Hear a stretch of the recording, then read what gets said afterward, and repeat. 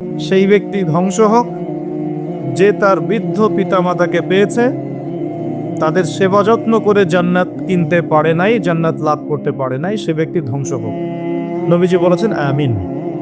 তার মানে যাদের বৃদ্ধ পিতামাতা আছে, আমরা যদি আমাদের বৃদ্ধ পিতামাতার খেদমত করে জান্নাত লাভ করতে ব্যর্থ হই, তাহলে নবী সাল্লাল্লাহু আলাইহি ওয়াসাল্লাম আমাদের জন্য বদদুয়া করেছেন। কি করেছেন? এখন যত দিন যাচ্ছে দেখা যাচ্ছে না যে পিতামাতার সাথে খারাপ ব্যবহার করা হচ্ছে না?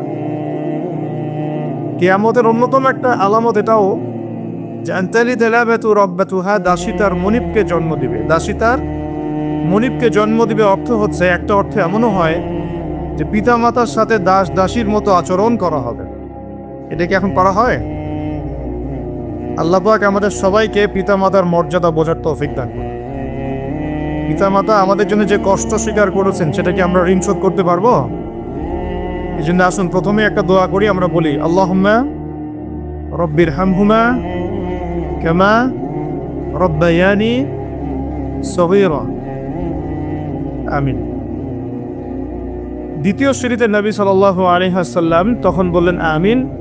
তিনি বললেন, যখন আমি দ্বিতীয় সিঁড়িতে ছিলাম তখন জিবরাইল আলাইহিস সালাম বলেছিলেন, সেই ব্যক্তি ধ্বংস হোক যে রমজান মাসকে পেয়েছে কিন্তু রমজান মাসে ইবাদত বন্দেগী করে আল্লাহর কাছে গুনাহ মাফ করাতে পারলো না, সেই ব্যক্তি ধ্বংস হোক। নবীজি বলেছেন আমিন। তার মানে আমরা যারা রমজান মাস পেয়েছি বা পাবো, রমজান মাসে যদি আমরা ইবাদত বন্দেগীর মধ্য দিয়ে আল্লাহর সন্তুষ্টি অর্জন করতে না পারি, তাহলে আমাদের জন্য নবীর বদদুয়া আছে। কি আছে? রমজান মাস কি সামনে না পিছনে?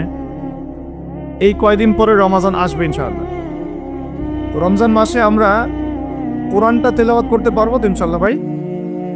রমজান মাসের সবচেয়ে মাহাত্ম্য কি, সবচেয়ে বড় বৈশিষ্ট্য কি? শাহরু রমাদানাল্লাযী উনজিলা ফীহিল কোরআন। রমজান সেই মাস যেই মাসে আল্লাহ পাক কি নাজিল করেছেন, আর যেই কোরআন দিয়ে নবী সাল্লাল্লাহু আলাইহি ওয়াসাল্লাম মাত্র 23 বছরে আইয়ামে জাহেলিয়াতের জাহেলি সমাজ ব্যবস্থাটাকে ইসলামী সমাজ ব্যবস্থায় পরিবর্তন করেছেন। এর নাম হলো কোরআন। সমাজ পরিবর্তন করতে হলে কি আমাদের বুদ্ধি, দর্শন, যুক্তি যথেষ্ট, না আল্লাহর ওহীর দরকার আছে? দরকার নাই। সমাজ পরিবর্তন করতে হলে আল্লাহ পাকের ওহী লাগবেই। ওহী বাদ দিয়ে সমাজ পরিবর্তন করা কখনোই সম্ভব না। সম্ভব? আচ্ছা, আর আল্লাহ পাকের সর্বশেষ ওহী কোনটা? আল কোরআন নয় কি? কোরআনের ব্যাখ্যা আছে নবীর হাদিস। কোরআন এবং হাদিস দিয়ে নবী সাল্লাল্লাহু আলাইহি ওয়াসাল্লাম 23 বছরের মধ্যে আইয়ামে জাহেলিয়াতের সমস্ত জাহেলিয়াতকে দূর করেছিলেন কি করেন নাই? করেছিলেন। তাহলে সেই কোরআন কি এখন আমাদের হাতে নাই? সেই নবীর সুন্নত নাই? সেই আল্লাহ পাক কি জীবিত নাই? শুধু আমাদের মধ্যে সেই তেজ দীপ্ত ঈমানটা এখন বাকি নাই। যদি সেই ঈমান আমাদের মধ্যে থাকতো, তাহলে আল্লাহ রাব্বুল আলামিনের সাহায্য নিয়ে তার আসমানি কিতাবের মাধ্যমে এবং নবীর সুন্নতের বাস্তবায়নের মাধ্যমে আজকেও সম্ভব ছিল সমাজের সমস্ত জাহিলিয়াতগুলো দূর করা। আপনারা শুনলে অবাক হবেন, নবী সাল্লাল্লাহু আলাইহি ওয়াসাল্লামের সময় সমাজের মধ্যে শিরকের পাপ ছিল। কিসের পাপ?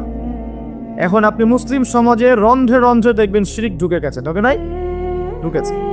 মুসলিমরা এখন চিন্তার ক্ষেত্রে শিরক করে, কথায় শিরক করে, কাজে শিরক করে, করে না? যার আমল নামায় শিরকের পাপ থাকবে না, তার আমল নামায় যদি অন্য বড় বড় গুনাহও থাকে, আল্লাহ পাক তার সমস্ত গুনাহ মাফ করতে পারেন ইনশাআল্লাহ। কিন্তু আল্লাহ পাক বলছেন, শিরকের গুনাহ নিয়ে আমার সামনে হাজির হলে আল্লাহ পাক সূরা নিসার মধ্যে বলছেন, ইন্নাল্লাহা লা ইয়াগফিরু আন ইউশরাকা বিহি ওয়া ইয়াগফিরু মা দুনা যালিকা লিমান ইয়াশা। আল্লাহ পাক তার সাথে শিরকের গুনাহ মাফ করেন না, এছাড়া যে কোনো গুনাহ যাকে ইচ্ছা মাফ করতে পারেন। আমাদের জানার প্রয়োজন নাই শিরক কাকে বলে, কত প্রকার, কি কি। ওদিকে আসছি, একটু সময় দেন। তো নবী সাল্লাল্লাহু আলাইহি ওয়াসাল্লামের সময় কিন্তু শিরকের পাপটা ছিল, এখনো আছে। নবীর যুগে আইয়ামে জাহেলিয়াতের সময় সমাজে সুদের প্রচলন ছিল। এখনকার সমাজে নাই? আছে না নাই? সুদ নিয়ে কথা বললে কি সমস্যা? কোনো কোনো মাহফিল আগে বলে দেয় কানে কানে, সব বলিয়েন, সুদ বলিয়েন না। বিভিন্ন জায়গায় বিভিন্ন অভিজ্ঞতা হচ্ছে। কোনো কোনো জায়গায় গেলে বলে দেয় যে সব বলিয়েন, সুদ নিয়ে কথা বললেন না। সব বলেন ইসলামের বিরোধী শক্তি নিয়ে কোনো কথা বলেন না, সব বলেন কোন ইকোনমিক্স নিয়ে কোনো আলাপ করেন না, যা ইচ্ছা বলেন পলিটিক্যাল কোনো ইস্যু তুলেন না, কানে কানে আগে বলে দেয়া। তো এখন সব যদি ফিক্স করে দেয়া হয় বক্তাকে, বক্তা বলবেটা কি? নাকি আমাকে কোরআন সুন্নাহ গবেষণা করে আমি যেটা বা বুঝবো, যেটা প্রয়োজন সেটা তো আমাকে বলতে হবে নাকি? যদি কোরআন এবং সুন্নাহর হক কথাগুলো সবার সামনে উপস্থাপন না করি, জ্ঞান আসার পরেও আল্লাহ পাককে ছাড়বেন?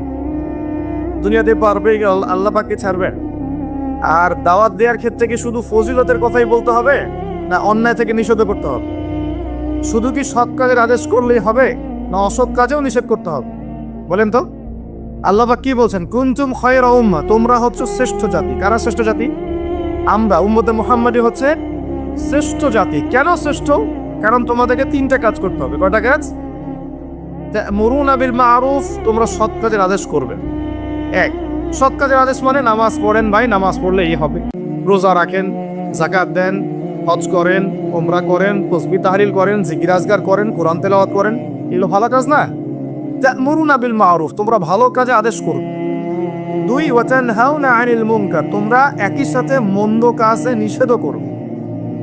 তা'মুরুনা বিল মা'রুফ ওয়া তানহাউনা আনিল মুনকার। আল্লাহ পাক বলেন নাই তা'মুরুনা বিল মা'রুফ ওয়া তানহাউনা আনিল মুনকার? ওয়া মানে কি? এবং। ওয়া মানে কি? এবং। ইল্লাল্লাযীনা আমানু ওয়া আমিলুস সলিহাত, তারা নয় যারা ঈমান এনেছে এবং সৎ আমল করেছে। ওয়া তাওয়াসাউ বিল হক, এবং পরস্পরে সত্যের উপদেশ দিয়েছে। ওয়া তাওয়াসাউ বিস সাবর, এবং পরস্পরে হকের উপদেশ দেওয়ার পাশাপাশি ধৈর্যের উপদেশ দিয়েছে। এখানে ওয়া ওয়া ওয়া মানে এবং এবং এবং, মানে একই সাথে আপনাকে এগুলো চারটাই করতে হবে: ঈমান, আমলে সালেহ, হকের দাওয়াত, সবর। এখানে আল্লাহ পাক কি বলছেন? কুনতুম খায়রা উম্মাহ উখরিজাত লিন-নাস তা'মুরুনা বিল মা'রুফ ওয়া তানহাউনা আনিল মুনকার, তোমরা সৎ কাজে আদেশ করবে এবং একই সাথে অসৎ কাজে কি করবে? নিষেধ। অসৎ কাজ কেমন? ভাই মিথ্যা কথা বলেন না, অসৎ কাজ, নিষেধ করলাম। ভাইয়া শিরিক করেন না, নিষেধ করলাম, অসৎ কাজ। সুদ খায়েন না, অসৎ কাজ না সুদ খাওয়া? জেনা করেন না, মাদকদ্রব্য সেবন করেন না, হ্যাঁ, নারী পুরুষের অবাধ মেলামেশায় যায় না, বেপর্দায় চলেন না। অন্যায় কাজেও তো নিষেধ করতে হবে নাকি? নাকি শুধু সৎ কাজে আদেশ করলে হবে? তাহলে কি হবে? যদি শুধু সৎ কাজে আদেশ করলেই হতো, তাহলে আমাদের নবী সাল্লাল্লাহু আলাইহি ওয়াসাল্লামের চেয়ে কি ভদ্র, নম্র, শ্রেষ্ঠ কোনো মানুষ পৃথিবীতে ছিল? আসবে? আছে? আপনি যদি নবীর জীবনী একবার পড়ে দেখেন, শুধু আর রাহিকুল মাখতুম বইটা পড়ে দেখেন, আল্লামা সফিউর রহমান মোবারকপুরি রাহিমাহুল্লাহর বই, প্রায় 1182টা বইয়ের মধ্যে প্রথম পুরস্কারপ্রাপ্ত বই। এই বইটা যদি পড়েন, জীবনী গ্রন্থ সিরাত নবী সাল্লাল্লাহু আলাইহি ওয়াসাল্লামের, দেখবেন আল্লাহর নবীকে সারা জীবনে কমপক্ষে 15টা গালি খেতে হয়েছে। কয়টা? এত ভালো মানুষের কেন গালি খেতে হলো? যিনি সবচেয়ে শ্রেষ্ঠ চরিত্রের অধিকারী, তাকে এতগুলো গালি কেন খেতে হলো? তাকে মানুষ বলেছে পাগল, নাউজুবিল্লাহ। মানুষ বলেছে মিথ্যাবাদী। মিথ্যাবাদী না, কাযযাব, মানে মহা মিথ্যাবাদী। কাযিব না, কাযযাব, মহা মিথ্যাবাদী। মানুষ বলেছে মজনুন, পাগল হয়ে গেছে। মানুষ বলেছে সাহের, জাদুকর।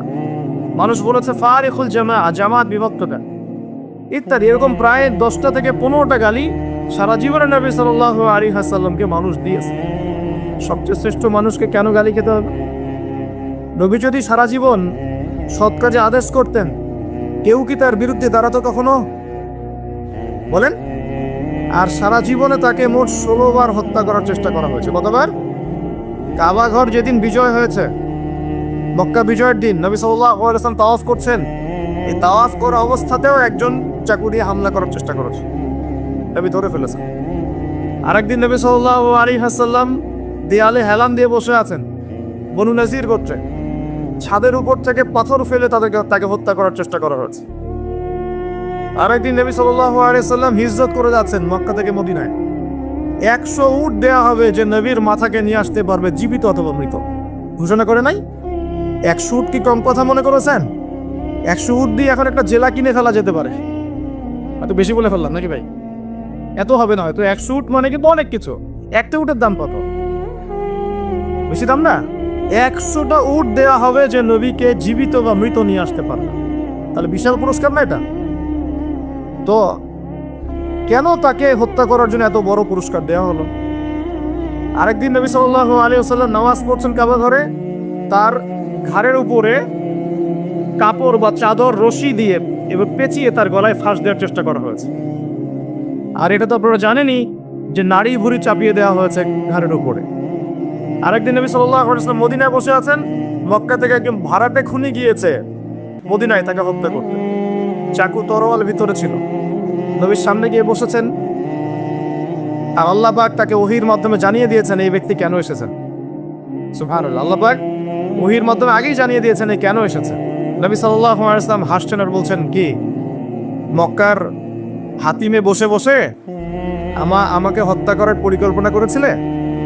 ওই ব্যক্তির সাথে সাথে অস্ত্র ফেলে দিয়ে বলছে, আশহাদু আল্লা ইলাহা ইল্লাল্লাহ ওয়া আন্নাকা রাসূলুল্লাহ, আমি সাক্ষ্য দিচ্ছি আল্লাহ ছাড়া কোনো মাবুদ নাই, আপনি আল্লাহর রাসূল। এই কথা তো আমি আর সেই ব্যক্তি ছাড়া কেউ জানে না। নিঃসন্দেহে এই ব্যক্তি রাসূল, যাকে আল্লাহ পাক জানিয়ে দিয়েছেন। ওই ব্যক্তি মুসলমান হয়ে গেল, আলহামদুলিল্লাহ। এরকম প্রায় 16 বার নবী সাল্লাল্লাহু আলাইহি সাল্লামকে মানুষ হত্যা করার চেষ্টা করেছে। কেন? যদি সারা জীবন তিনি ফজিলতের কথা বলে বেড়াতেন, সৎ কাজের আদেশ করতেন, মানুষ কি তার শত্রু হতো? যখন তিনি সৎ কাজে আদেশের সাথে সাথে অন্যায় নিষেধ করা শুরু করেছেন, তখন মানুষ তার শত্রু হয়ে গেছে। আপনি আমি যদি এই যুগে ওই দাওয়াতেই কাজ করতে চাই, একই পরিণতি বরণ করতে হবে, কোনো বিকল্প কিছু নাই।